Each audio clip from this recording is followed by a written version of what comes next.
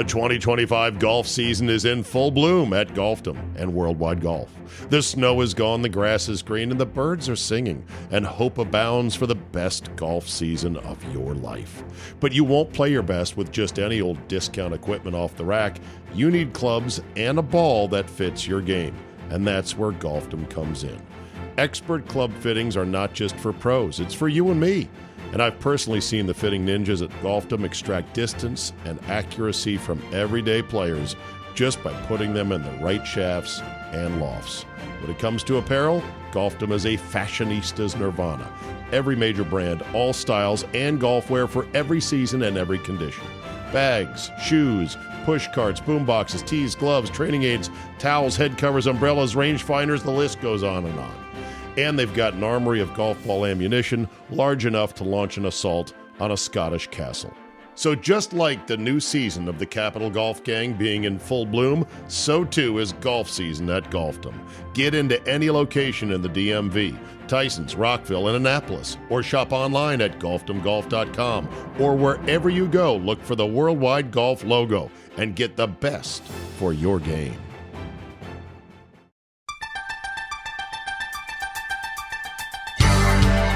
In the shadow of the most powerful city in the world, the Capital Golf Gang is on the air with instructor John Ronis from the Ronis Academy at River Creek, Executive Director of the Middle Atlantic PGA, John Gould, and now your host in Washington, D.C., Steve Zabin.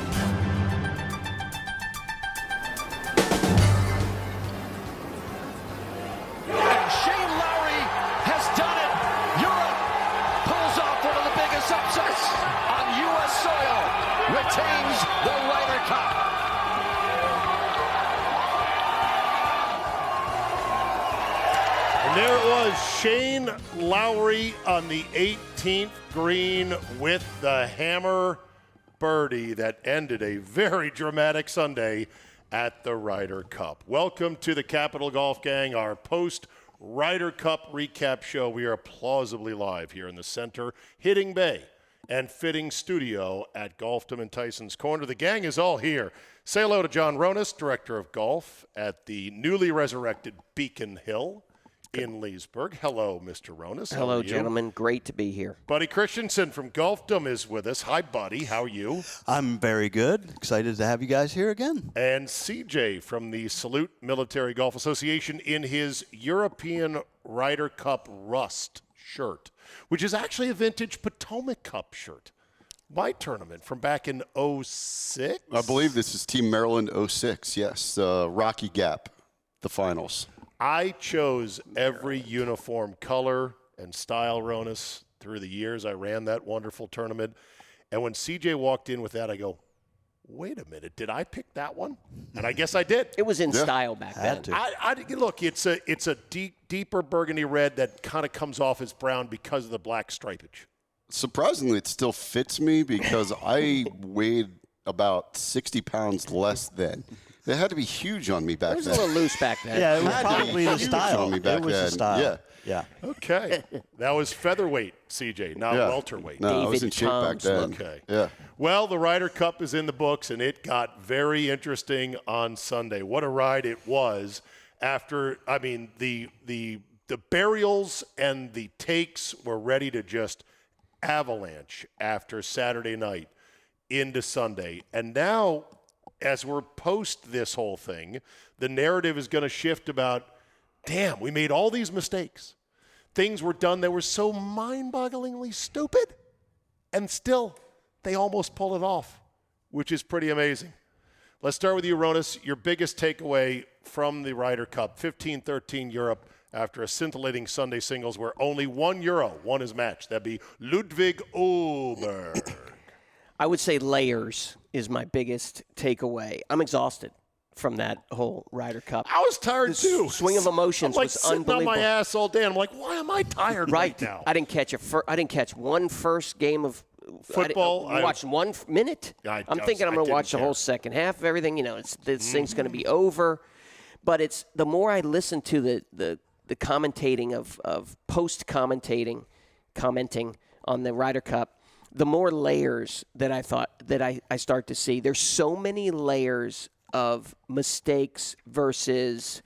Look at all my note cards. Yeah. Strand them. I mean, between, the thoughts. fans and the teams and the captain and the course setup. And it just seems to me that there were so many more layers on this one that we can discuss versus other Ryder Cups. Buddy, what's your headline from the Ryder Cup? I was down at Elon, so I listened to it on the way down. Elon College, where your son's going? Yep. So Friday, we were driving down, listened to it. Sunday, listened to it coming back. You were lucky you were listening to it rather than watching it. But Saturday, I watched, a good amount.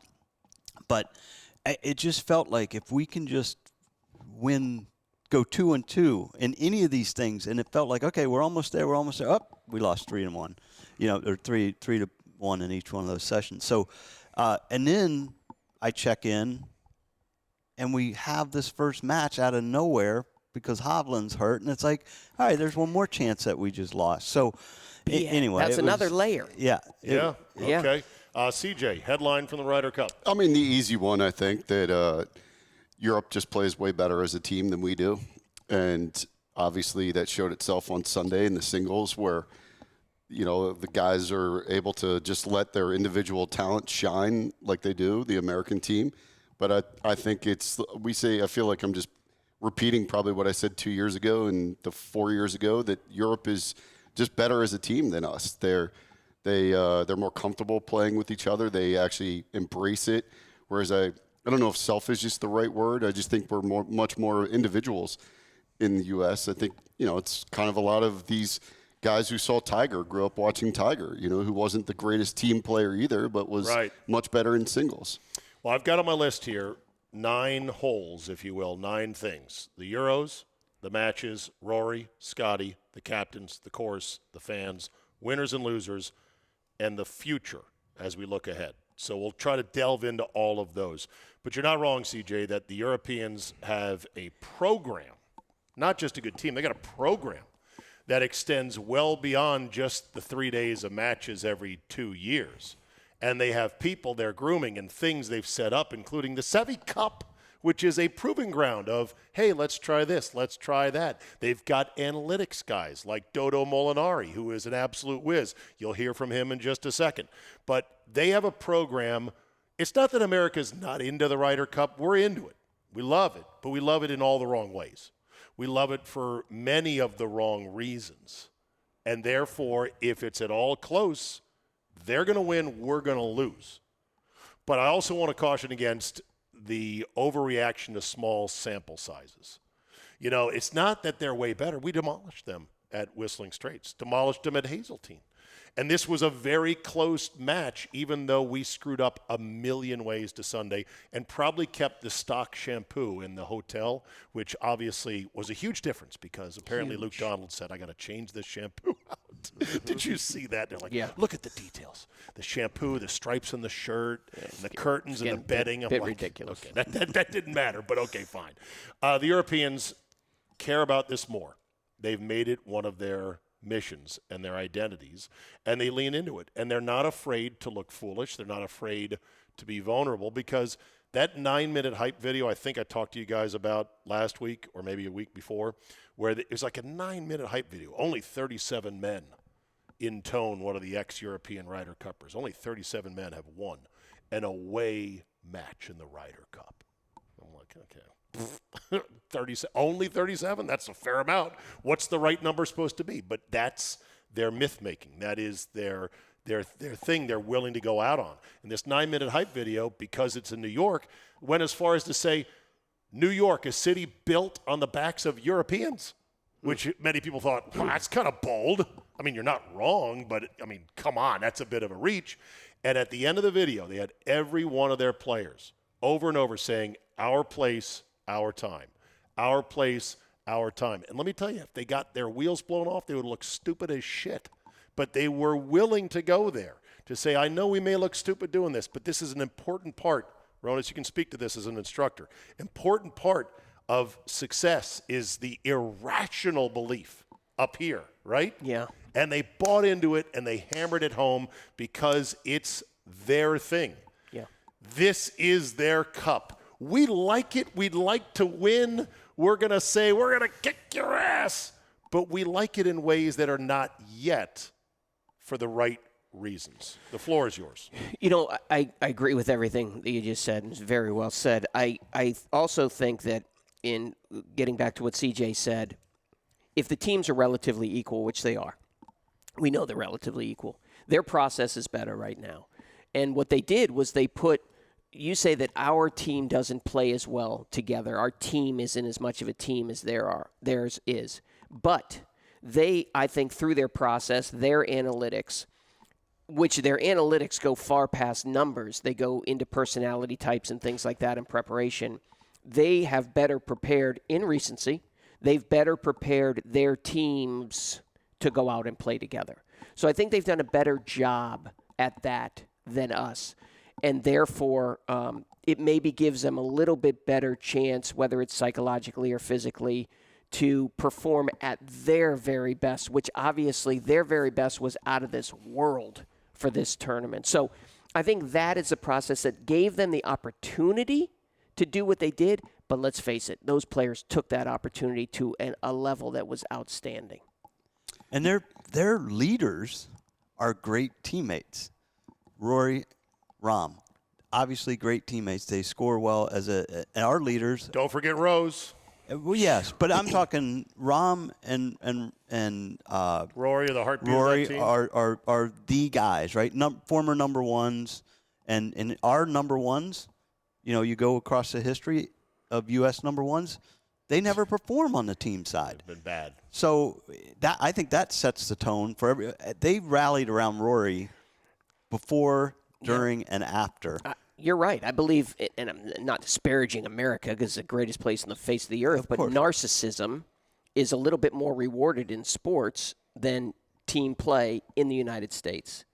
In endorsements and all the other stuff, it's you got to look out for yourself first, sure, and then the team. I think it's opposite in other countries, let's just say. Yeah. That's kind of a bold statement, but that's. But I just think it kind of plays out like that when you hear Rahm interviewed and they say you're 8-0 since you lost this in a team match, and you know he's like, well, I've just gotten to play with good players. Yeah. Well, right. You know, yeah. but he's a good teammate. Yeah. So let's talk Scheffler for a second. I'm going to jump out of order here. And I said this also in front of you guys. I said to anyone talking about the Ryder Cup, I'm like, to me, the biggest wild card is the world's number one going to play like the world's number one, or is he going to be luggage? And shockingly, to me, he was luggage again. And he hit shots that were incomprehensible to those who know Scotty. The wedge, the gap wedge on 18 on Saturday, was it? In which he had a chance to stuff it tight, make a birdie, Saturday and win morning. the match. Yeah. Yeah. And he just dumped it into the bunker. Yeah. You're like, who are you? Mm-hmm. What is this all about? For whatever reason, this event doesn't yet resonate with him like it needs to for success.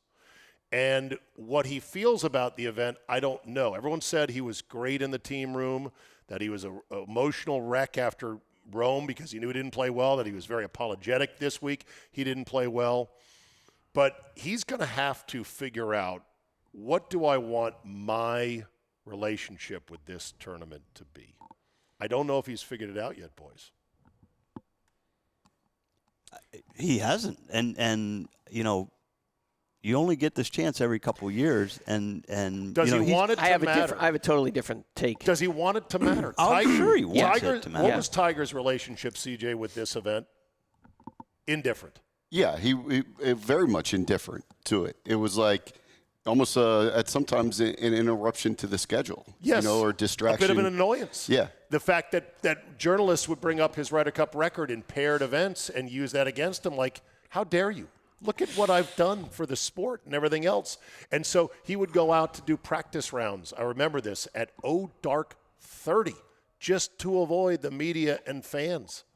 I mean, he would have his own preferred partners. O'Meara was his riding mate, whether or not it made sense tactically or not. That was the guy he was comfortable with. So Tiger was indifferent to this event. He only kind of warmed up to it late. And by the way, that's fine. This is for every athlete to say, here's my relationship with this specific event. Most of us would love it if all the players on our team that are Americans loved it as much as, say, Rory now loves it for the Europeans. But basically, Scheffler's going to have to figure that out. and that's a good way to put it. Can you agree with that? Yes. Tiger's the ultimate narcissist in sports, right? So we can't ever expect Tiger to really get it, per se, which is one of the reasons why I'm not sure about the captaincy situation. Scottie Scheffler has to figure it out. Right now, he has two, let's just say, major pieces. He's got a pie that's cut in half. One of them's golf. And that golf part of it is just himself and to be the best player in the world. The other one is family. Right now, he doesn't have a third piece. He's going to have to figure out a team element that he's going to have to figure out mentally, physically, and how he's going to have to be part of that. And part of it, what, like you said, Zabe, is he has to cherish it. Just like he cherishes his golf game and his family. He's going to have to somehow cherish the Ryder Cup, and it might not happen. Here's Rory, by comparison. This is after Whistling Straits. Oh, hold on a second. Hold on. I'm going to get this up in just 2 seconds. But you know, he's crying here. We're going to hear it in a second.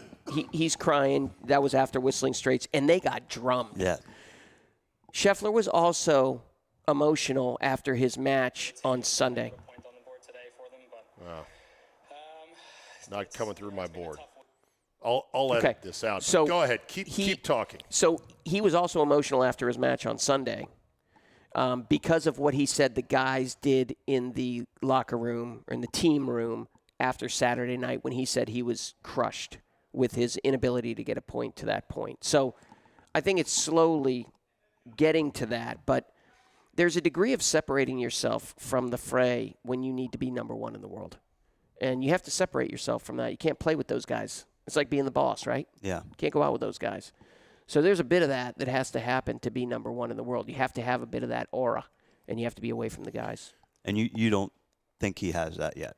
I don't think he has it totally yet. But I think it's getting there. Yeah. Well, and because I think he can have room because he's dominated so much. He's gotten that achievement on the golf side of it, which he knows that routine a little bit more. He might have a little sliver of that pie to be able to put into team competition. What is Scheffler's superpower? It's that he doesn't care about winning or losing like most of the other tour pros do. He's talked about I think you're dead wrong on that. Well, he said, I don't care in the larger life sense about it because he's so grounded. He's a family man. He's a man of God. He's got little Bennett toddling around behind him. Okay, but that's his superpower. He plays well under pressure individually because he knows this is all, I'm going to go to somewhere on Monday and life's going to go on. And I don't even get recognized in a lot of places, I bet. You know, us golf nerds have recognized Scottie Scheffler. That's a great superpower. Then the other guys are like, I got to win this tournament because I'll get a new sponsorship deal with so-and-so. And so that's his superpower. But at the Ryder Cup, you have to actually, to be the best you can be, you have to invest like Rory. You have to cry when you're getting drilled at Whistling Straits and realize a lot of people are going to goof on your ass for doing so. You have to then pound the table like you did in Rome and say, you know what? We're going to go to Bethpage and we're going to win an away Ryder Cup. And all his teammates are like, hey, Rory. He put himself out there for that. You got to be pissed off enough so that you're in a parking lot argument with Joe LaCava because of the hat waving and all this other stuff. Rory has injected himself fully into the battle. Scheffler showed where he's at currently. And again, I'm not judging. I'm just calling balls and strikes. Here was the intense part of Saturday afternoon. DeChambeau and Fleetwood's caddy are chirping their way up the hill to the 16th tee. It's getting hot. The normally mild-mannered Ted Scott comes in and gets chirpy, right, with Eduardo Molinari. Where was Scheffler at that moment? He was just walking ahead. Scheffler was 20 feet behind. Or behind, wherever he was. Arm around Kisner, laughing it up. Like, these guys, look at them up there. That was where I wanted to see him get up that hill, get in the middle of it as the alpha number one to go, oh, yeah? What the fuck is going on up here? You guys want some? Yeah. He's not there yet. He may never get there. And if he doesn't, I'm not going to judge him for it. But that, to me, showed everything. And it was amazing that he was that disconnected to what was going on, because I was watching that going, he's arm in arm, and these guys are like almost going fisticuffs. They're ready to fight. Yeah. Where are you? Yeah. And had nothing. Now, we know going there on. wasn't going to be a fight. Of course. But CJ, this is match play But golf. see- You but got to see- back your man. See, I think that goes even a larger point. Like, you want him to be up there, but that's not him. And I don't think that's ever going to be him. And I think the might emotion, not be. And I think the emotions that a lot of the players in the U.S. team, it was very manufactured. It wasn't them. Whereas the Europeans, they're sort of born with that. It's the soccer mentality, the their football. Exactly, it's a culture. Everything. They embrace all of that. It's totally real. When Shane Lowry says winning the Open in his home country of Ireland was amazing, but this is Better. I believe him. I totally believed him. But when I see DeChambeau make a putt and then all of a sudden walk to the next tee box in this manner where, it's as if he's walking to the ring as a professional wrestler, like, I think that's totally manufactured. That's not him. DeChambeau? DeChambeau. No, I don't think DeChambeau, but other guys, I'll agree with you. 1,000 DeChambeau's, he's out there. Yeah, I just... He may really think he's in a ring or in an alliance about to I think chase him. CJ's completely right. As a fan I watching agree this, too. Yeah. I'm watching our team. It just feels manufactured. Like they're trying too hard. JT, he's starting to. I can see he's really trying to get people fired up. But even you're right. Even that's like he turns little- that on for that. Yeah. Yeah, But the Europeans, it's just ingrained in them, and it just comes out. And by the way, like, wouldn't you rather win a team championship always in life? If you had the choice, like what you say about Lowry, wouldn't you always want to be able to share that for the rest of your life with a team championship? Like in college, if we won a golf tournament, a team golf tournament, you can remember that with 5 guys for the rest of your life. If you win an individual tournament, it's just you. Yeah, but these guys play 90%. And no one remembers it. Yeah, but these guys play 95% on their own. So the U.S. guys just aren't. That's what I'm saying. The U.S. guys don't see it that way. Yeah. Like, I would much rather win a team where you can now call those guys up for the rest of your life and share it. Where if you win something individually, who do you have to share it with? Oh, I don't dispute that this was better for him because it was so important to so many people. He got to share it with all his lads. Yeah. The Open Championship, as great as it was, after he was done, he had a nice meal, got drunk with his family and friends, and then that was that. This kind of thing, team-wise, will echo forever. And the Stones to make that putt. I mean, he finished the Open Championship, I believe, with a 2-shot lead coming down 18. And then the lack of stones. And Henley's a great player, and he seems like a great individual. But too short on 17 and 18. Like, that's just he wasn't prepared for that moment, let's just say. And It's so tough. Let's talk Henley for a second. So I was mocking the whole third best player in the world thing on Henley on group chats because I'm like, what a joke that is. If that's your system, get a new system. Mm-hmm. But then I looked up. I'm like, all right, why is Henley third in the world? Well, he won at Bay Hill this year. He won the previous year at Mayakoba in Mexico. That's an off-season event. Okay, whatever. But he had a shit ton of top 10s. Yeah. And top 5s. Had a T2 in the Open. So I can understand why he racked up the points to get to the place he is. But he's not exceptional in any given way. He's just I'm not saying he shouldn't be on the team, but it's just one of those things that they rose to the occasion that we didn't. But about that putt on 18. This is a Herb Brooks moment where Herb Brooks said to the USA team between the second and third period of the gold medal game against Finland, if you guys don't come back, you will take this to your grave. And he started to walk out of the locker room and stopped and turned sharply and said, to your fucking grave.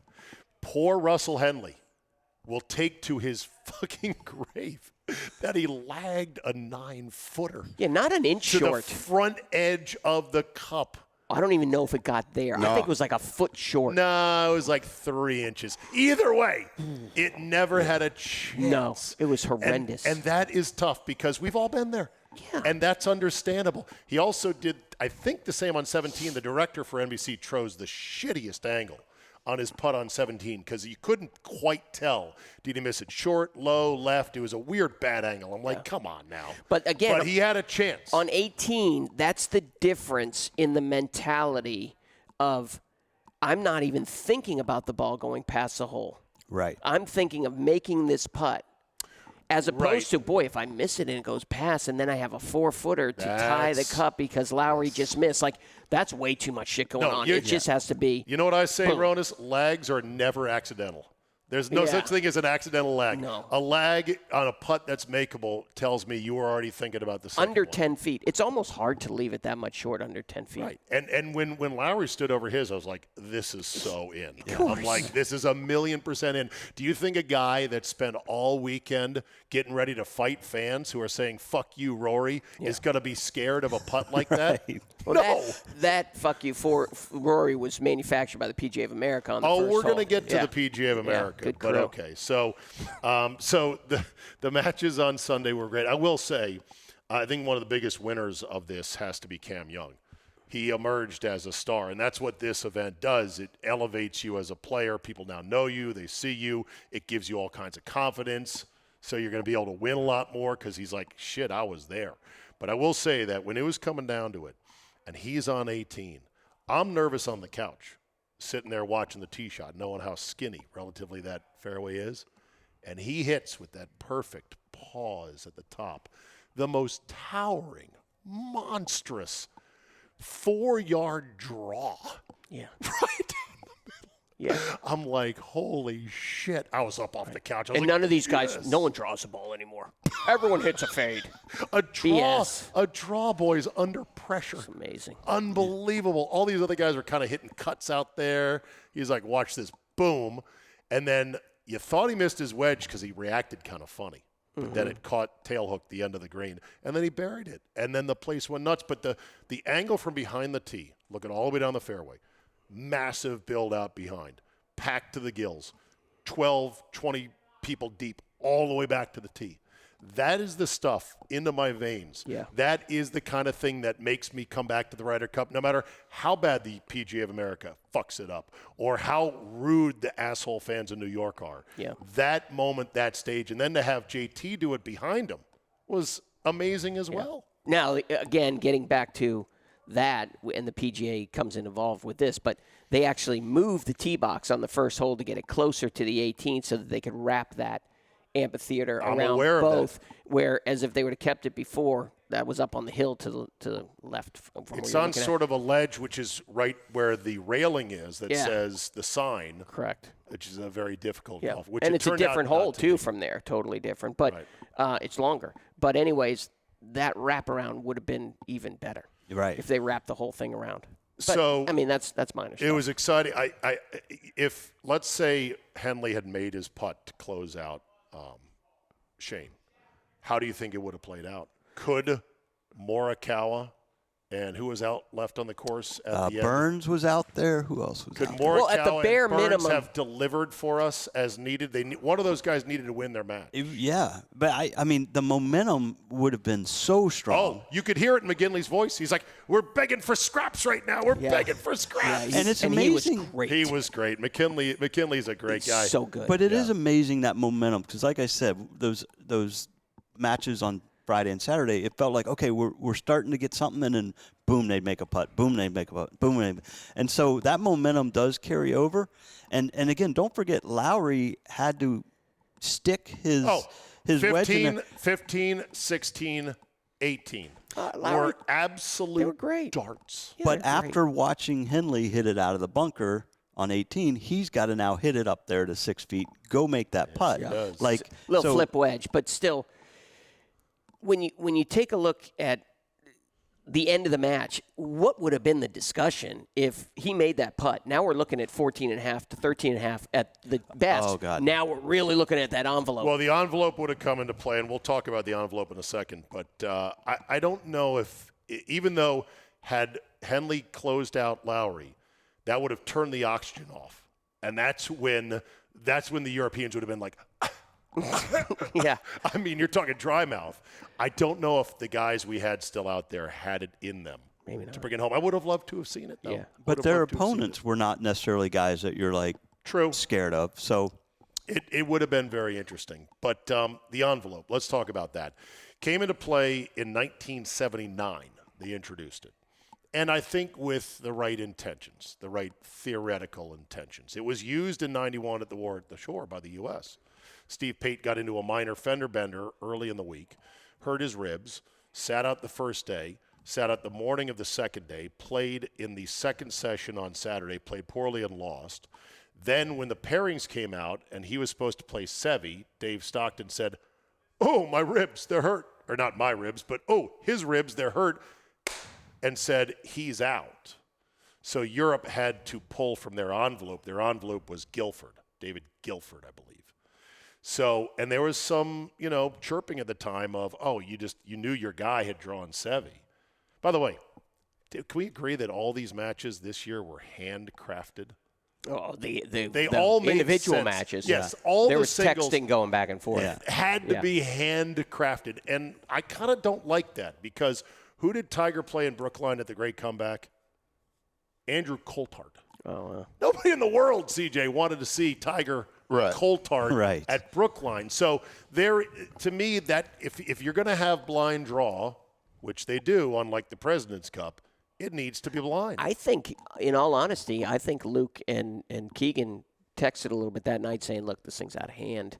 Can we put a couple marquees?" Yeah, I mean, the world wants to see. I think if it was close, it would be pure blind. I would assume there was a third member on that text chain, and that's whoever the executive at NBC is. Yeah, was probably on there as well, saying like, "What do you think of these?" Yeah. Okay. Yeah, we're not having Ben Griffin play John Rum. Yeah. But right. So the envelope needs to go away, my opinion. Luke Donald says, "No, we should keep it." Keegan says, "Get rid of it." That makes sense given what happened this time.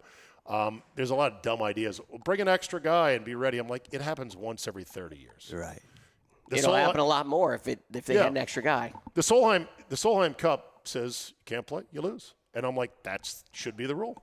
Because guys are hurt all the time. Sure. Their elbow isn't quite right. I mean, they got physios. Should go into your process of who you're picking. Totally. Like, assume that, like, Victor Hovland, whoever he was going to play, Harris English, whatever, let's say Harris went up like 5 up on him to start the match, and then he withdrew. Well, you can't then. You still, once you start. I know, you'd lose the full point. Right. That's the way it should be, though. If you can't play because you got a medical injury, just like you had after withdrew during the match, you lose the whole thing. Yeah. Right. Regardless of the match, that should be an easy fix. Now, if the Solheim Cup does it, it's an easy fix. What if the courtesy car gets? I'm serious. Though. What if the courtesy car gets in an accident and hurts the ankle? Then what? Too fucking bad. Okay. Yeah. Rory almost overslept Yeah. because he was canoodling with his now wife. Yeah, why couldn't they have said if he was definitely not going to make it, why couldn't they have said 5 minutes? Like, if he's 20 minutes out and it's 5 minutes at tea time, they could have said, Rory's hurt, half-half. Yeah, right. No, or they – I think at that point it's too late. Okay. Yeah, there's got to be some I cutoff. think there But must be where a is cutoff. the cutoff? Also, they could have said, well, he's running late. We're going to put his match at the end. They could have resequenced. They didn't. Mm-hmm. And it was a real tick to get in, and the police escort helped him get there. See, if we had better captaining from Davis Love, he would have had somebody go cause an accident. Just have a guy crash into somebody at the mouth of Medina, and that would have ended all of this. I would assume the first time that this happened, it wasn't $1 billion industry. 79. And it's a recreational match at that point, basically. And the gentlemen got together and go, well, just By the half way, and half. But it's not like that anymore. 79 was at the Greenbrier. And if you ever watch the Golf Channel recaps of the older Ryder Cups, it's hilarious to see the Greenbrier one because the Euros, buddy, had such trash uniforms and nothing at all first class. And they talked about that saying, if we're ever going to compete with these guys, we need cashmere sweaters. We need to fly first class. And they lobbied for that to get them on the same level. But you should watch the 79. It's hilarious. I saw the pictures out there when I was there in July. Yeah, you saw it? Amazing. Yeah. The uniforms are awful. Exactly right. So that's the envelope thing about it. Now let's talk about Captain Keegan. I saw a really thoughtful take about how one of the key moments as he was named captain came in the Netflix special after the President's Cup when he said boastfully in the locker room, and we're going to go to Bethpage and we're going to kick their fucking ass. And the point that this writer made was you can't personalize something that should be a process. you can't brute force your way to a win. You have to have a team, a plan, a system, a program. And Keegan made it all about me. And that you couldn't imagine one of the European captains ever saying, people have doubted me my whole life, because that's what he said. It was more of a me thing. Now, I'm not saying Keegan Bradley's a bad guy or they didn't put a lot of effort into trying to win this or that he's not incredibly wounded by this. In fact, he had this interview afterwards where he was asked about, the event, his relationship with it, and he said, well, it's a little bit mixed. I love it, but he kind of hinted like, I don't know when I'm ever going to be part of it again.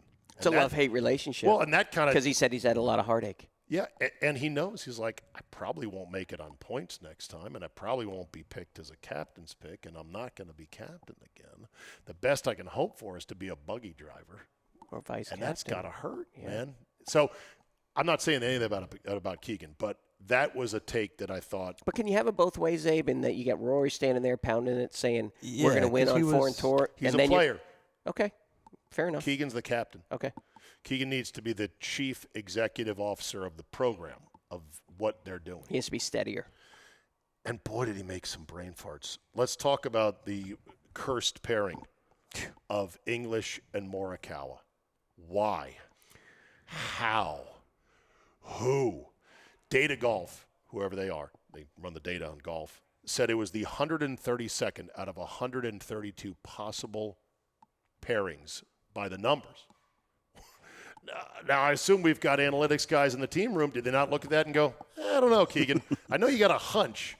The data says this is not good. And then to have them get drilled and to push them right back out again is mind-boggling. Yeah, if your hunch is Tiger and Phil, a little different. But your hunch at Morikawa and English, it doesn't quite go. And your hunch. The analytics show that they suck. And your hunch played out to where it didn't work. Yeah. And your hunch is the same hunch. Yeah. We got a big problem. And Zabe wrote on his thing, Morikawa, mate, come on. But we sat here, whatever, when the day that the captain's picks were going to happen. And the one that I think we all agreed on was Morikawa that shouldn't be there. Yeah. The entire world agreed upon it because he hasn't won anything in forever. And his putting stats this year have been dog shit. Like 150th I think in strokes gained. I think I remember from that he hasn't won since 2021. Right. And it was something, the CJ Cup I think he won in 2021. Right. And we all set up the course for a putting contest. Okay, so how then, walk us through your theory as to how does a dog shit pairing go out in the first place, lose badly, and then it goes out again without somebody in the team room, one of the vice captains, one of the players going, no.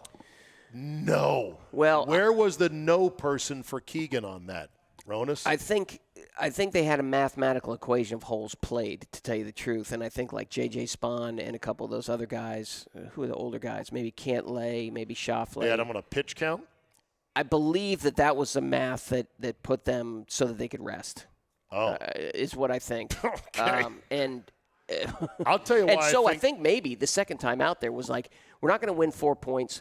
Let's just throw a team out there that sucks so bad, and we'll hope that they get Rory and Rose or whatever. Okay. Yeah. I've heard the sacrificial lamb theory. I push back strongly on that. You know why? Yeah. These are all fucking pros. You don't throw away a match. Right. I mean, Brian Barnes beat Nicklaus twice in a day with a pipe in his mouth the whole time. Look it up. You can Google it. You showed us. Anything can happen. So, no, I don't believe in that theory. I believe part of it is the 4 vice captains, other than Furyk, had no experience being vice captains. The PGA of America said, all right, Keegan, it's your team. Pick whoever you want as a buggy driver, as a vice captain. So Kaufman, Woodland, Sneds, and the 4th guy, Kisner. Kiz. Great guys all. I'd love to meet them and hang out and hit some balls with them. They were buddies of Keegan. They weren't going to say, no, you can't do this. Yeah, do you think Thomas Bjorn sitting up there with a couple whiskeys in him wouldn't just go, no, we're not doing that, Luke? Bjorn would be like, I mean, Bjorn looks like fucking he could just beat you senseless like he should be in Braveheart. Pick another fucking team. Yeah, right. Do it now. Exactly. Okay. So they let him do that again, and it was disastrous again, and it'll be second-guessed for a long time. What is truly gobsmacking to me, and I've listed it as one of my, what did I call it? My lingering questions I want an answer to. Who told Keegan to cut the rough? You have months planning to set up the course. You've got the agronomy staff on speed dial. What's the dew point on the 5th tee box? Well, that's the thing. You got the weather. You got everything. You know what it's going to be. You should have had this set. We want the course to be this. Yeah. And at the last minute, they didn't say we're going to make it nice and soft because we want it to be an aggressive birdie fest. They literally said, surprise, we cut the rough. Who told Keegan to cut the rough? I demand answers. Yeah. Well, the rough takes a month to decide to cut down from what it stands at on a normal day at Bethpage.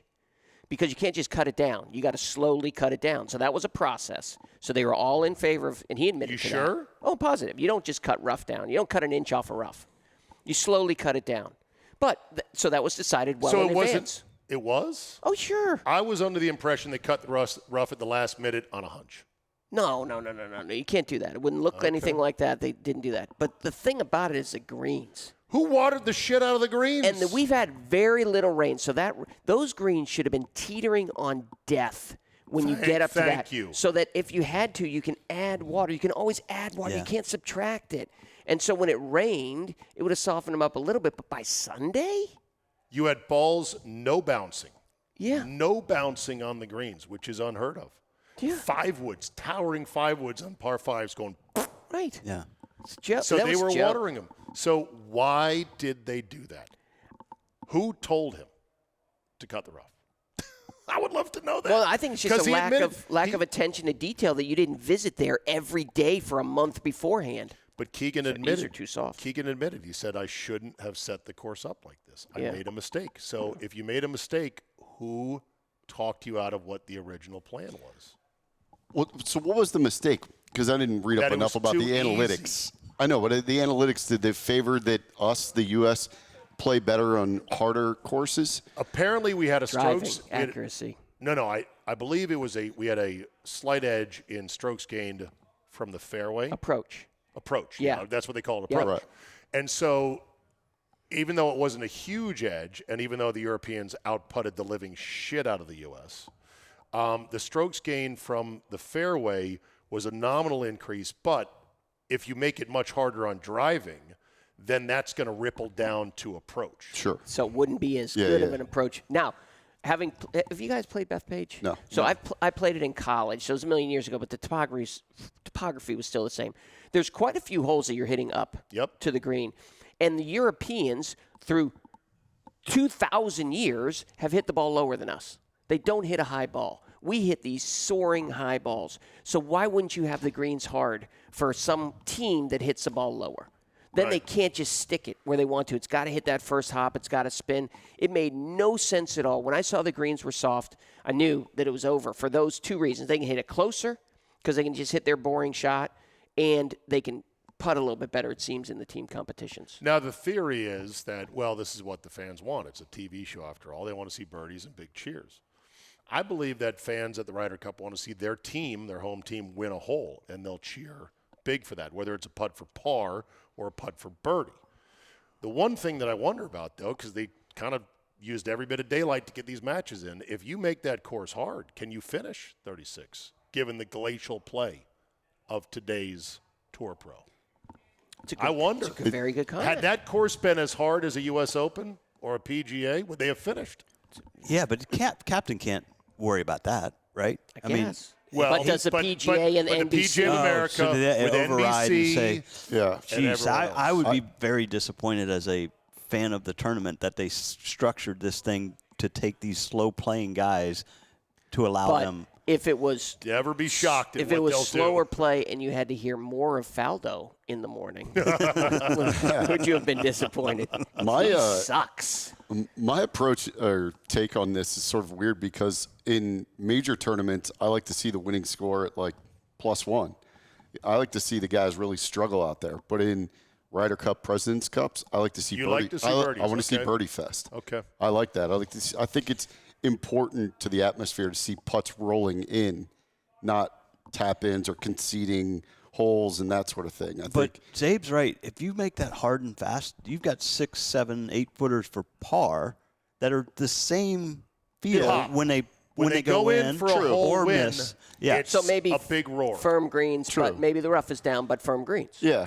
The one thing that I felt watching it was every time Europe took a 2-up lead, I'm like, oh, this is so heavy to try to, 2 up through 5. And I'm like, in theory, you should be able to flip this. In my gut, I felt like it'd be trying to flip a Buick with your bare hands. Yeah. Like, how are we going to flip a 2-up lead? And I think that's in part because with a soft, easy course, it's harder to do that. Yeah. You need a hard course where the other team starts to get loose in the wheels, and it's a disaster. And now they're giving you holes. I mean, I think Like us amateurs, that give you a hole type of match Yeah. play. I think that's where someone like Scheffler excels big time. Yes. On a much more challenging course, he blows away the field because he's so consistent. He's Well, if so it's just mentally easy- strong. Yeah, That's a and if great it's point. just one stroke better on that Yeah. hard hole that they're making bogeys and he Yeah. constantly makes par, if it's one stroke per round, you win Yeah. the tournament by Yeah, 4. Exactly. The easy Yeah. course took away our number one player's best thing, which is to be better than everyone else. Yeah. At hitting approach shots high and soft. And hitting fairways with that big old cut and his feet flying all over You the place. got literally. They showed it on the telecast. You had height on some of them. Fleetwood would be at 60 feet, and he'd be at 140 feet. Yeah. Yeah. So you put a soft green. Yeah. I mean, come it on. It negates his advantage. Totally. I don't And get it. DeChambeau.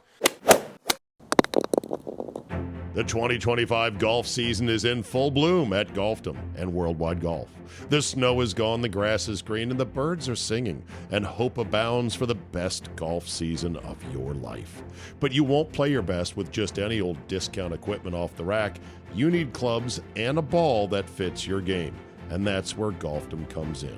Expert club fittings are not just for pros, it's for you and me. And I've personally seen the fitting ninjas at Golfdom extract distance and accuracy from everyday players just by putting them in the right shafts and lofts. When it comes to apparel, Golfdom is a fashionista's nirvana.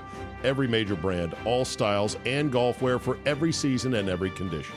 Bags, shoes, push carts, boom boxes, tees, gloves, training aids, towels, head covers, umbrellas, rangefinders, the list goes on and on. And they've got an armory of golf ball ammunition large enough to launch an assault on a Scottish castle.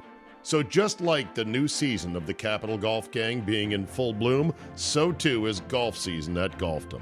Get into any location in the DMV, Tysons, Rockville, and Annapolis, or shop online at golfdomgolf.com, or wherever you go, look for the Worldwide Golf logo and get the best for your game.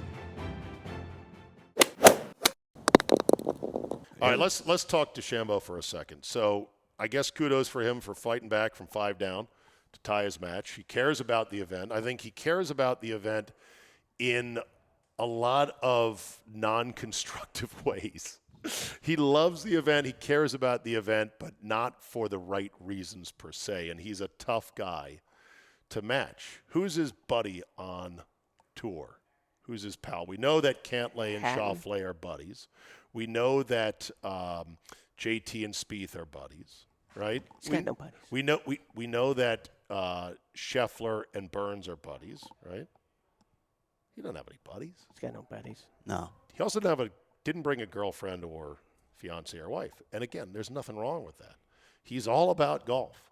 I'll say it again for the millionth time.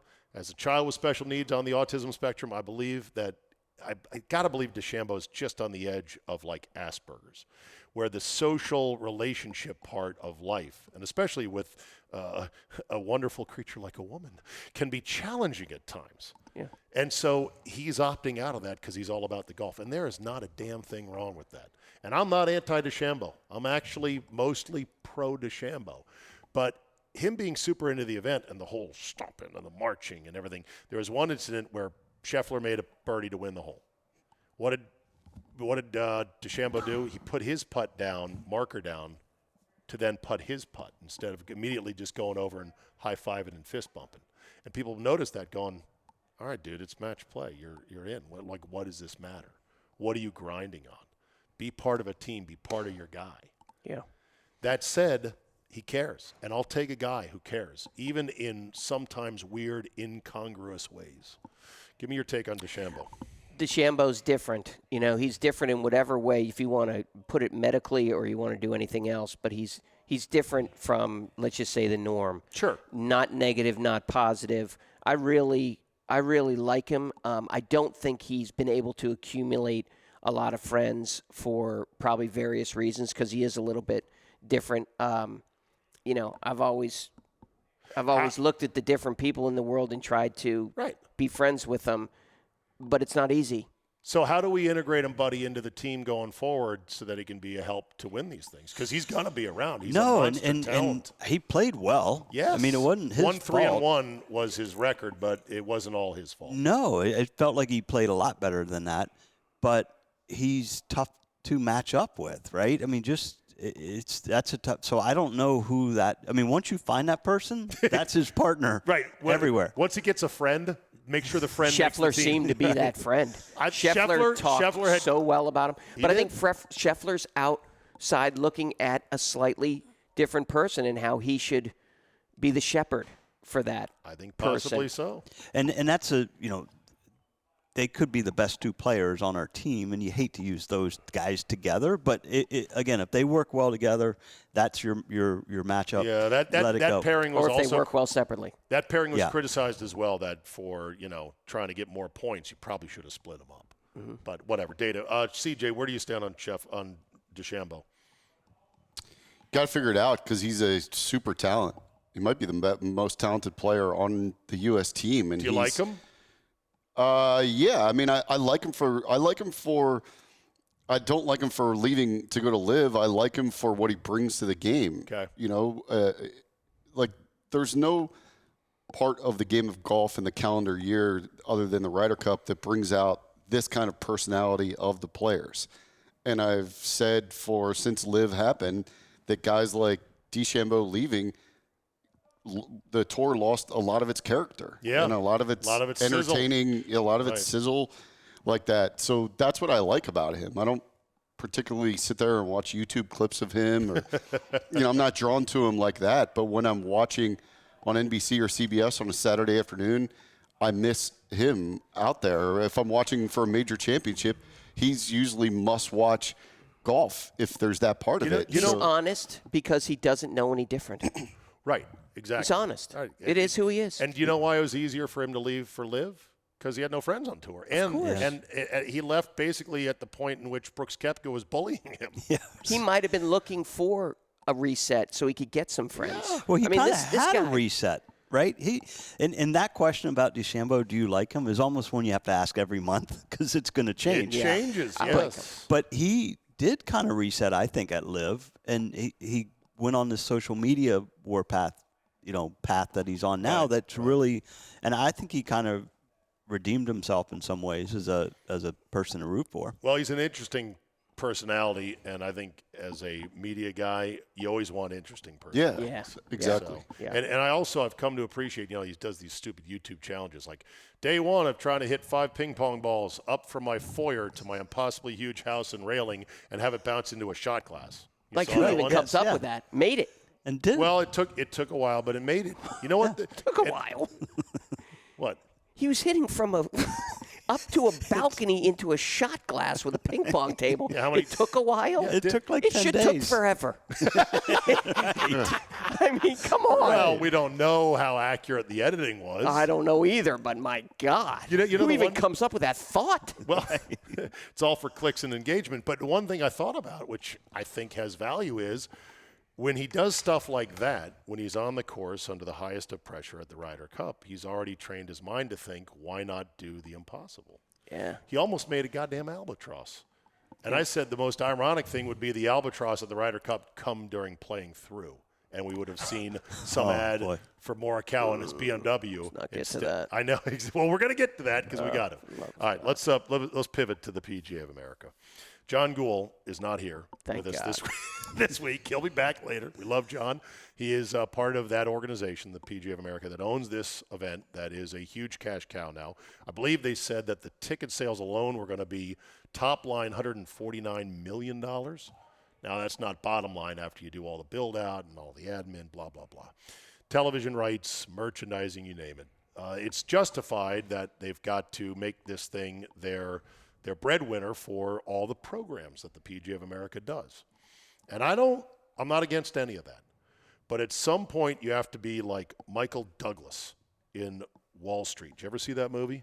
Of course. Mm-hmm. When Martin Sheen, his son, who is a airline mechanic, and, Douglas is part of the greed is good Wall Street type. And he's having a confrontation with his son. And at one point, his son screams at him, "How much is enough?" That's what needs to happen with the PGA of America, because they have lost the plot on this. I know this makes a ton of money. You have to sit down. In fact, book a trip down to Magnolia Lane. Sit down with a couple of the Green Jackets who understand. At some point, you have to draw the line. And you should probably draw the line a lot lower than you think you should. Because money is nice, but it ain't everything. Do you think that the PGA of America will figure that out and maybe say, we don't have to make all of our money on this thing? No. You don't. No, and maybe I'll be a former PGA member after, all 8 people who hear the show. It was embarrassing. On multiple fronts. It was embarrassing. Like when you have to have 30 uniformed state troopers appear midway through a match to police it. Someone said the marshaling out there was woefully insufficient. It's a golf match. You shouldn't have to have cops out there. Yeah. You should have marshals. And you should have messaging leading up to it of, hey, New York, we want you to be loud and crazy. We ain't tolerating no bullshit. That message should have been hammered home for months. And instead, the PGA of America just said, Vinny from Massapequa, what are you going to do? As someone who is in the PGA of America and knows what's offered to the so-called PGA members that they used and abused in the commercials that they had one for Randy Smith or whatever it was. That was an infomercial for 2 hours. For him, God bless him. And then how about the little kid? I want to work outdoors. And then I would love to do that commercial people. over. I would love when I was younger, I wanted to be outside. I also wanted phone calls at 9:30 at night saying there was a deer impaled on my fence.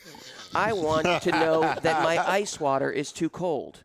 I became a PGA member. This is what we do. Like I wanted to ride a range picker for 4 hours in 150 degree and have a heart attack. It's like I want to work 7 days a week for 5 months during the summer. I'm not complaining. I could have been a lawyer too, but I'm in the 1%, and I'm complaining.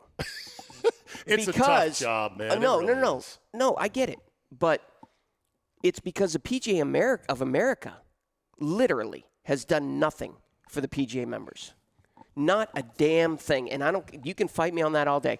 There's people, we know that are older guys that are struggling because they have to work at 70 years old, and they worked as a PGA member for 45, 50 years, and there was no pension, and they're building $200 million facilities in Frisco, Texas, so that they can have a nice air-conditioned office that they already had in Palm Springs, and they're having playthrough that's taking 66% of my cell phone screen, and I can't even see a ball laying on the green, and it's every 5 minutes you had a playthrough, and then 10 minutes you had a full commercial break, because I measured it.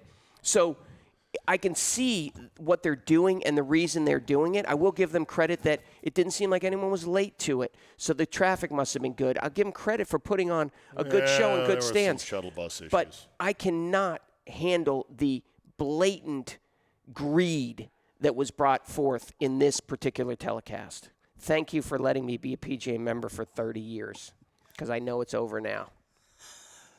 Well, that's the inside scoop right there, boys. It's their big event. You hear John Gould talk about this is our thing. So they're really thinking that way. This is our big event. I don't know how you could go backwards on it anyway. It's like putting the ketchup back in the bottle. You can. How? Put a cap on the prices. Don't be obscene. Oh, on the ticket sales from the start. Here's an By the way, they example. give 20%. Check this out. They give 20%, a deal that someone made, to the PGA Tour of the television rights. 20% of that goes to the PGA Tour. Wow. That's crazy. Yeah. Look, there's a way to dial it back. Because like I said, if you have to have cops out there policing your match, guess what? You've lost the plot. If you have to fire your PA announcer, some comedian, Heather McMahon, because she chanted "fuck you, Rory" on the mic, you have lost the plot. Well, I was at the first tee at Medina in 2012. Big stands build out, not as big as this one. And guess what they didn't have? A DJ or a mic person. You know why? It was a different world back then, but basically there was no need to have one. That when the players came through at Medina to stand on the tee, the crowd got really rowdy because they've been sitting around waiting for something to happen for 20 minutes. And that's the way it should be and can be. You don't need a fucking DJ all the time or a hype man or woman, okay? Yeah. CJ, you're laughing. Well, I mean, to me, and when I saw this on Saturday morning, and I know who Heather McMahon is because my wife's actually gone to see her down the street from here at the Capital One Theater back in the wintertime. Okay. But regardless of who it was and what she said or got fired, I don't even care about the F.U. Rory thing that she said. The fact that we had to give pep rally lessons. Yes. She was trying to coach him up. Like, Shampoo. Scotty, Scheffler. No, too fast. Like no way. Oh, you haven't seen the video? Oh, the clips. No, the video. The video. Excuse me while I vomit. I texted this out on multiple text chains and said, I think I texted it to you guys too, and I said, this might be the lowest point in American professional sports. Like, I mean, I've never seen anything like this. We have to have a pep rally in New York, of all places, where they're supposed to have the most educated sports fans, the most passionate sports fans, and we've got to teach them how to say the timing right for their cheers of Scotty Scheffler. Because you're being hectored by a paid person who is a woman that you're like, I don't need this. You need a shirtless guy from Long Neck who's already 5 ultras deep to start an organic channel while standing like in the Europeans. stands. Well, like that's what the Europeans do. I can't have imagined to use a phrase. They must have been taking a piss out of the Americans and the American people when they saw that video of that. I mean, they've got all their songs, their chants that are so creative and colorful and amazing and play off of songs or whatever. The Rory Cranberries one is incredible. Yeah. He's in your head. I mean, in your head. Rory. All of them are. And then you've got this chick, God, it was so embarrassing. Honestly, it was one of those things when you watch something and you're like, it's cringeworthy. I can't watch this. Yeah. Like, what is she do? What are they doing? Like in general with this, and the $750 ticket. I mean, I don't know what you do about that. I don't know anything more expensive than that other than the Super Bowl, because I don't think other major golf tournaments are $750 to get in. What do you mean on a face value? What do you mean you don't know what to do about that? I mean, you got to take it down, but I just don't think it's going to happen. I don't. And then you want to preach grow the game. I was just going to say the PGA Tour's whole thing is grow the game. It's such bullshit. It's beyond anything you could ever comprehend. The PGA Tour or the PGA of America? PGA of America is grow the game. Grow the game. Right. We haven't grown the game to minorities or anything else because they can't afford to play this game. It's colossal bullshit. Yeah. But I don't know, but if you don't believe, like I do, that they have to figure out a way to draw the line and say, this is enough, we've got to rethink this, then it's only going to go up from here. I saw a thing where they said that they used the red course, the entire Bethpage red course, as a helicopter pad.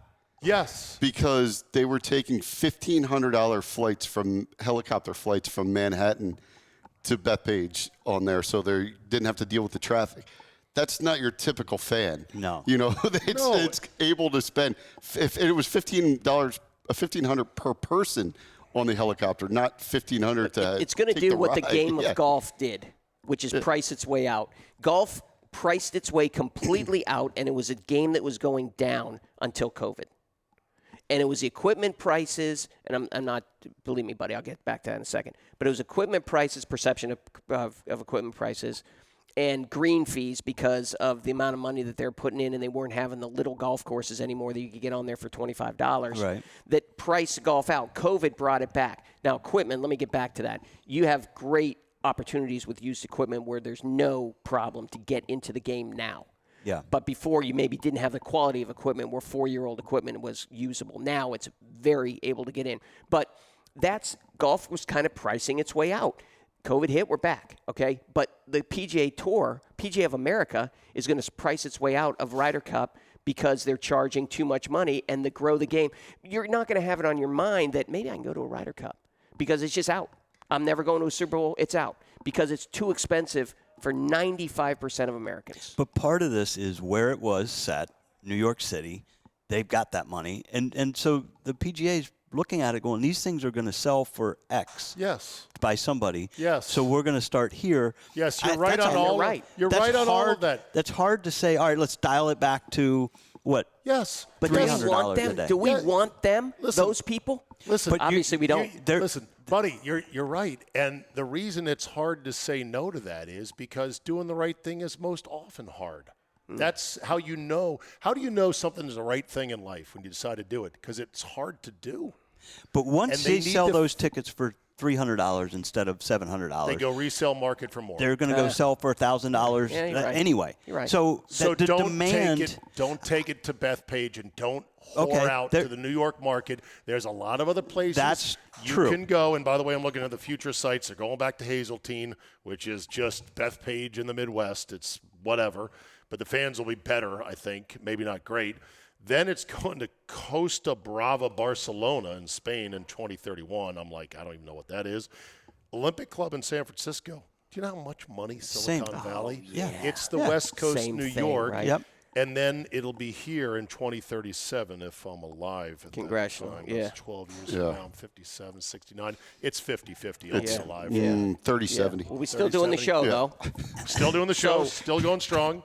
Yeah. So I don't know. The PGA of America needs to do some soul searching. One I thing, hope they one do. thing I will say though, because I've heard it a million times, being a Boston boy, you know, you grew up to hate New York. I don't really think it was New York. I just think that a lot of golf fans have become losers. No. I think Well, I'm talking the money thing, though. I'm not No, talking I know, the I know, fan I know the money attitude. thing, but I'm talking about the attitude of the Yes, fans and the I- heckling and all the other stuff. Well, and I hate New York. and on top of that, I think they played it up. They kind of Yeah. like, this is what's going to happen, and you're Yeah. kind of egging these people on. Yeah. You're so right about that, though. Just the loser golf mentality. And I heard a lot of people up there say that it wasn't like, $750 a ticket. It wasn't a bunch of, 40-year-old men or 45 or 50-year-old men you would think would have potentially disposable income, especially in, Manhattan, New York area or whatever.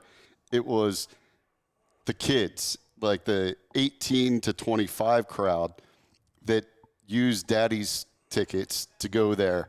And they were the ones who were yelling all this stuff and throwing drinks at Rory and his wife, all that. It was you a saw a lot of younger YouTube Yeah. crowd, golf And an fans, entitled. to begin with, and then Yeah. raucous thinking that they can do anything. But with again, it. how do you avoid that from kick 'em happening? out. Well, Immediately. Yes, but you can't sell tickets for less money, and then that's just going to solve everything. This is separate, Let's actually, just- from the money thing. The Yeah. money thing, I think you take what you can. Let the secondary market do what it's going to do.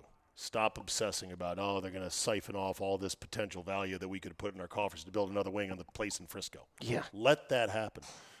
Say to yourself, we're going to make plenty of money to fund a lot of things, but we're not going to compromise on certain things. It's what the Masters does. Now, the Masters has the luxury of not needing the money, but they also don't take it because it's lying on the ground and they could bend over to pick it up. It's why the NFL had those abominable Dolphin jerseys last night. Did you see those? Yes. The blacks? Yeah. The NFL is now entering into the City Edition jersey game like the NBA has. And pretty soon, every team in the NFL is going to have 7 jerseys. It's going to suck. Yep.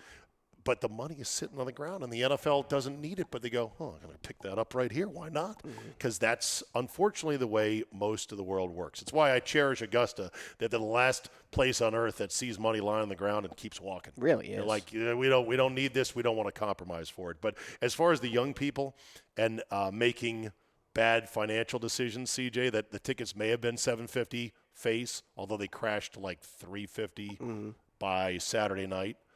I invoked the great Katy Perry with her song, This Is How We Do. And let me find the lyrics here about paying bottle service with our rent money.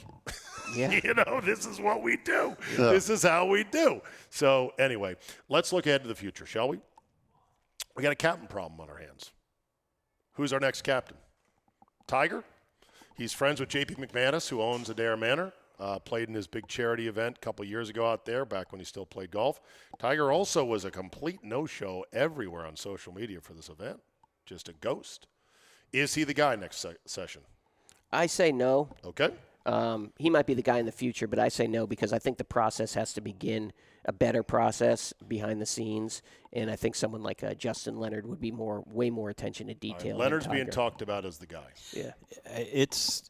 I don't see Tiger. I mean, Tiger's got to show up in some way, some fashion here this week, and we heard nothing from him, so I don't think he has any interest. This year was obviously, a weird captaincy in terms of how they chose it, when they chose it, what they ended up with. Tiger so turned it down. I think we're going to be in the same boat. It's going to be a tough pick, and I don't know that we're going to like it. It's going to be a Kisner-ish kind of thing? Yeah, Okay. I think it's going to be something off like that. Yeah. Kisner did play in one Ryder Cup, 2017. I think it'll be Tiger. You do, okay. Yeah, I think it's time, and I think it's time for him. He's done a lot over the last couple of years with LIV and being in that, off the golf course negotiations or meetings, and so I think we'll see him embrace this. What do Take you it think over. then the first question, if they name him, is, hey, bro, where were you at Bethpage? Like, Just taking it in. Didn't want to get in the way. were you there, Tiger? The narcissistic. Is there a photo of you there? How come No. you didn't tweet? How come you didn't say anything? How Saw come you Jordan. didn't do any interviews? Yeah. Right, you saw Jordan. Yeah. You could have if they make Tiger the captain for this next one, I'd be like, all right, cool, bro. Where were you? Well, where is and is he going to put in the work? I just don't know. It's And I don't the want to hear attention to about detail I'm is busy so great. doing things. What are you doing? TGL See, he's stuff? only had to take care of himself his whole life. And he's had a crew around him to help take care of him. To take care of the whole team, I don't see him as a good captain. But he's got right to be now. captain at some. A lot of those guys love him, though. I think I could see They them do look up to responding. him. They Well, do. I could see them responding to him to play well for him there, and like their Okay. chance to have them as their one chance to have him as their leader.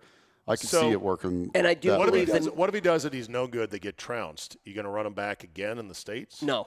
The narcissism. So then you burn him. Then you burn him away. You do burn him, but Why I think would we burn our best, most telegenic captain potentially because away? Tiger doesn't think that way, which is why he's great. So Tiger's going to call the shots. Well, Tiger's going to say, I'm going to win that overseas one since 1993. We haven't won over. They don't even look.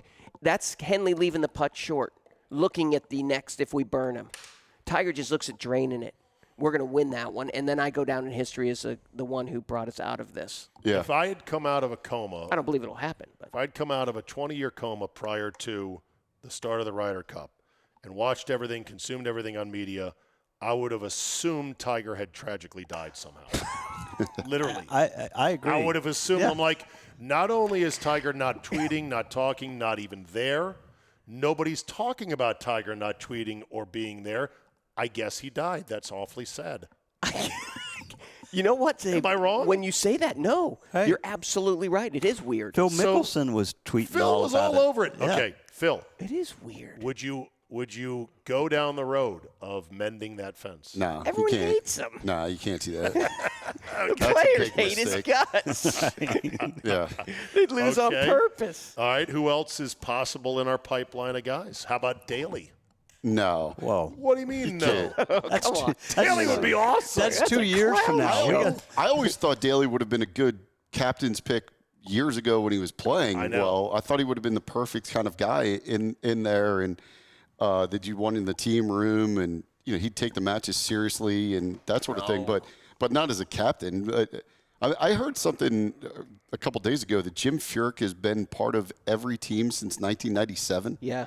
Either as a He likes the player, free shirts. captain, vice Yeah. captain. He loves him. He's like, look at all this gear. Get a Two bag captains, as well. right? 2 times captain. Yeah. No. Furyk was once. One Furyk. time. Davis Love At was Le 2. Golf. Davis They Love, went they back to recycled. Love. They Yeah. felt bad. Love fucked up Medina. They're like, here, we'll give you a home game at Yeah. Hazeltine. You'll win easy, and he did. Would you bring back DL3? Would you bring back Azinger? No, I wouldn't bring back anyone. Okay. I think What you got to about- restart. Press ahead. Freddie Couples. No. What about Freddie? No. Why not? He doesn't even answer the phone because he's afraid that someone else Yeah, is going to be on right. the other line. You think he's going to lead? That was his line, right? Yeah. Yeah. You're gonna You need someone cerebral. You need someone who's going to dedicate all their time. You need a bit of a nerd. Okay. Zach Johnson could have been a little bit of that, but he just sucked. But Okay. I love the Azinger call. Let's get him back. He's there. Yeah. He was on the grounds. He's still lively. He's still like. People said they saw Zinger on the grounds at the Ryder Cup. I would love. Personally, I love it. I think we should bring back Larry Nelson. It's too they mild. should have done that a long time ago. Too mild a man of a gentleman. What about here? Just hear me out on this. Make Jordan the captain. No, He'd be What on do my. you mean no? because he hasn't sat in Ryder Cup rooms. Gives a shit. He's the greatest basketball player of all time. He loves the game of golf. He understands how golf works, okay? He would have 4 assistant captains, 5 assistant captains to help make the pairings. He'd be awesome as He captain. knows, but more than knowing about golf, he knows about staring someone in the eyes and I'm going to kill you on this golf course right now. Let's go. I'm down by 1. I'm coming back. And that would he be has a awesome. needle. I beat him. In watching the recaps, that is such a humble brag flex right there. Thank you. In watching the recaps of the previous Ryder Cups leading up to this, they interviewed Azinger after they had won in 08 at Louisville, and he said Anthony Kim first match went out and didn't play well and lost, and he pulled Anthony Kim aside. He said, "Hey man, I thought you said you were going to show me something." And they're like, wow, did you worry about upsetting him by that? He goes, no, I knew what he was as a player, that I was going to fire him up. And Anthony Kim looked at him and said, don't worry, Cap, you be there this afternoon. Turned out to be a star of the week. That's the kind of guy that you need. The other problem with Keegan was, this is a good point somebody made, he's still too close to most of these guys, so he's going to have to see them for years to come. And he's got to play against them and change shoes in the locker room. So therefore, it was harder for him to say no to Morikawa, and that was obvious. Yeah. It's hard for him to sit dudes who are going to be fish, knowing they're going to be fish. Yeah. So it's a tough thing. For the Europeans, they may run Donald back a third time. That's been done before. Bernard Gallagher did it 3 in a row. Finally won on his third one at Oak Hill.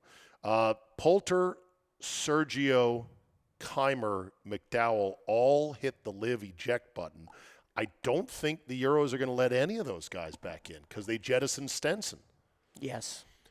But they will have guys. They will have Who guys will they have? in their program. I haven't done a full scouting report on this. The but Molinari boys. Yeah, the Molinari boys, Yep. faux show. I mean, Yeah. Rose could be the captain. Rose 'Cause could he'd be be the Rose captain. will still be in 2 years, I think, playing. He'd be 47 though in 2 years. I mean, crazy, it's isn't it? 40. Yeah, I think the next one is Francesco Okay. with his little brother there doing all the. Oh, the Meatball Brothers. Yeah, They're gonna he'll be tough. doing all the analytics. All right. Where does exit question on the Ryder Cup? We'll wrap it up. Great run today, boys. Where does this one rank? And I've got my top 5, but it's a little loose because I'm not exactly sure. War at the Shore for me is still 1 because of how it launched this event into a new orbit. Number 2 is Brookline. 3 is Muirfield 85 when the Europeans won because that was groundbreaking for them. It let them say, hey, we're here, we can do this. Celtic Manor I've got 4 because that was 14.5, 13.5. Had the drama of McDowell clinching the putt in front of that huge crowd. Had Mahan, poor guy, chubbing a chip and crying his eyes out afterwards. Yeah. Had the ignominy of Corey Baven's wife deciding to stitch names and numbers or names in the word USA on the back of rain suits that compromised their waterproofedness, and then it rained like crazy in Wales Bad for decisions. 3 days. That was a pretty good one. I remembered a lot about that. Medina 2012 was really good because it was close, and obviously Keimer won it on 18. You had the drama of Rory almost missing his tee time, and it was a pretty good one. To me, Valderrama in 97, 14.5, 13.5, was epic because of it was such a cool, unique course that I was just soaking up. Like, look at this thing with the cork trees and the hills of Spain. And, of course, Seve was the captain. Home country, zipping around on that golf cart, helping to mother every match out there was cool. Valhalla 08 was great. I enjoyed the shit out of it because I love Zinger, and they just romped, and there was an electric atmosphere. That was not close. That was a 5-point win, 16.5, 11.5. Had also Boo Weekley with his rain pants galloping on his fake driver horse off the first tee was epic. I liked K Club in 06 a lot because of the Darren Clark angle. His wife had just passed, and he was in tears. He played great. Of course, they demolished the U.S. on that one, 18.5, 9.5, in part because Mickelson showed up to that one 30 pounds overweight and totally disinterested. Yeah. Another thing about why it doesn't matter as much to us. Oak Hill 95 just kind of sucked because they lost by a point, 14.5, 13.5. Lanny was the captain. He took his boy Curtis Strange as a captain's pick, way past his prime and did not perform for him. Where do you think this one fits in that quick rundown of My first is 1927 because it was at Worcester Country Club where I almost won the Mass Am. So that's not my number one. I don't know Another what the flex by you. I don't know what the result is of that one, but I like that golf course. It was us. We won pretty good. And then, in all honesty, I would not put any in my top 5 of a European victory. It would be all United As an American States fan, victory. you can't stomach them. Okay, Yeah, fair just enough. so it would hurt too much. So to this put one's in not those. top 5 then. So this is not top 5. It was tough to watch, and my number one is Brookline, having lived there, and Brookline was magic. Yeah. No question. And the course was so interesting to see on TV, and it looks awesome. it's cool. And it was firm, and it was fast. And it You was know, CJ probably played there last week or the week. It was, don't you start yeah, it with was like that. It was 3 the weeks first ago. weekend in August we of played course there. it was. Yeah. Buddy, where's this one rank? You know, that was a nice history that you gave us of the rundowns, right? Brings back some memories and some of the things I'd forgotten. But Brookline's number one for me. This had potential to be absolute bottom, right? And it kind of climbed back up a little bit because of the comeback. I mean, it could have been unbelievable. Number one forever and ever and ever and ever. Exactly. Yeah. In all the sports. So, you know, I'm with John. I don't like thinking of a top 5 of one of them that we lost, so it's definitely not in the top 5, but probably, just below that. Okay, my bottom 3, by the way, were Oakland Hills in 04, when Hal Sutton, my doppelganger, said, we got to put Tiger and Phil together. The Yeah, world demands yeah. it. And they hated each other, and they got beat, and it was awful. Yeah, Europeans just romped to an 18.5, 9.5 victory. This kid, Chris O'Reilly, who made the team, was the only spark they had after the first day. And then they sat him in the afternoon because he said he was tired. Yeah, right. Like, what That's the- right. Fred Funk made the team. He was young. At 50, Yeah. because he won the PGA the TPC last year, that year. The Le Golf National was awful because Tiger had just completed his epic comeback to the top of the golf world, winning the Masters and winning the Tour Championship. That was like and 19? 18. And he showed up as a zombie. Do you remember how much of a zombie he was? He was luggage Tiger at Le Golf National. He was worn out, exhausted, unplugged. Did he hook his first ball out of bounds? I think he hooked his first ball out Might of bounds have. to start the get-go. Some poor woman lost an eye getting hit by a stray ball at Le Golf National. Yeah, that was bad. And then Marco Simone is also in my bottom 3 because of Zach and the hats-off stupidity. And it was That's got to be in my last. CJ, top 1, and then that'll wrap the show. I always thought Thomas Bjorn was more your doppelganger than Hal Sutton, but not this version of Thomas Bjorn. This blown-up He's version huge. of he's huge. He's now. huge. This is, I And could he lose- just looked like he He's just 320. stepped I on could you and put lose a 30 cigarette myself. out on you. I could lose 30 myself, but I ain't Bjorn. yeah, Yeah, he no. looks No, 320. but you'd like to look that mean. I mean, my God. Yeah, he could be a captain for them too. All right, where does this one rank? Killer. For me, it's always War at the Shore and Brookline are the 2 best. I mean, you can't beat that Calcavecchia story from the War at the Shore when he has the full nervous breakdown and vomiting on the beach. And, Yes. after the meltdown against Monty. He lost his final 5 holes. Yeah. I believe to have And his topped match. it in the water too. Yeah, Like, he just didn't. halfway across. Yeah, full mental breakdown, nervous breakdown. But see, to me, that's as appealing. That's more appealing than Birdie Fest. Yeah. I want to see car crashes, Not for him, disasters, but collapses. very appealing. But for some of their Yeah. guys on Europe would be nice. Brookline. Well, Langer missed that putt.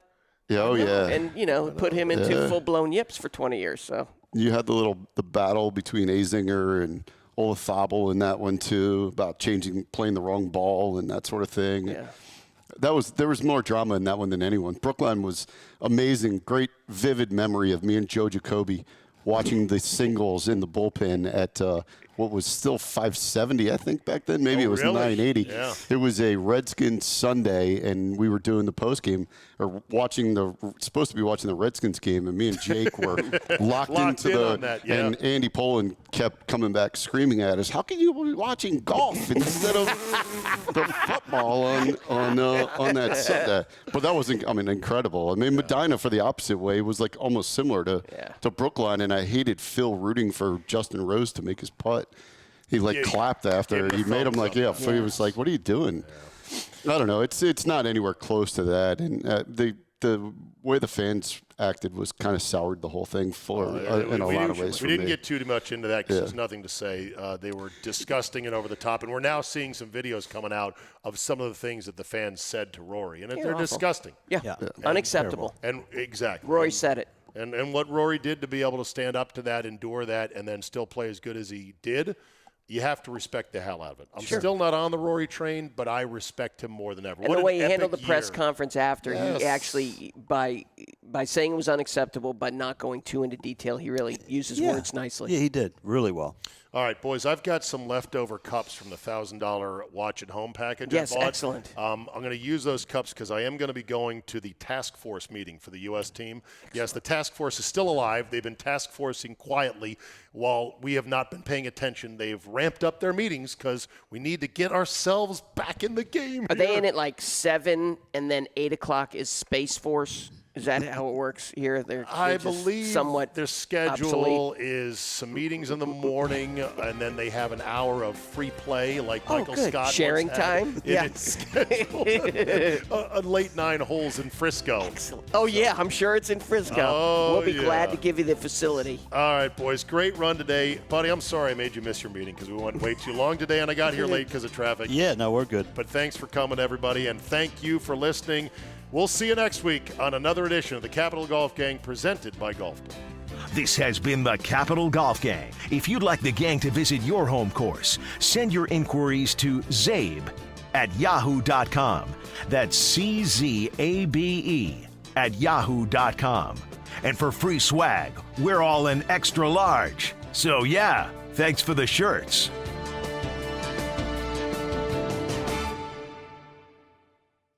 The 2025 golf season is in full bloom at Golfdom and Worldwide Golf. The snow is gone, the grass is green, and the birds are singing, and hope abounds for the best golf season of your life. But you won't play your best with just any old discount equipment off the rack. You need clubs and a ball that fits your game, and that's where Golfdom comes in. Expert club fittings are not just for pros, it's for you and me. And I've personally seen the fitting ninjas at Golfdom extract distance and accuracy from everyday players just by putting them in the right shafts and lofts. When it comes to apparel, Golfdom is a fashionista's nirvana. Every major brand, all styles, and golf wear for every season and every condition. Bags, shoes, push carts, boom boxes, tees, gloves, training aids, towels, head covers, umbrellas, rangefinders, the list goes on and on. And they've got an armory of golf ball ammunition large enough to launch an assault on a Scottish castle. So just like the new season of the Capital Golf Gang being in full bloom, so too is golf season at Golfdom. Get into any location in the DMV, Tysons, Rockville, and Annapolis, or shop online at golfdomgolf.com, or wherever you go, look for the Worldwide Golf logo and get the best for your game.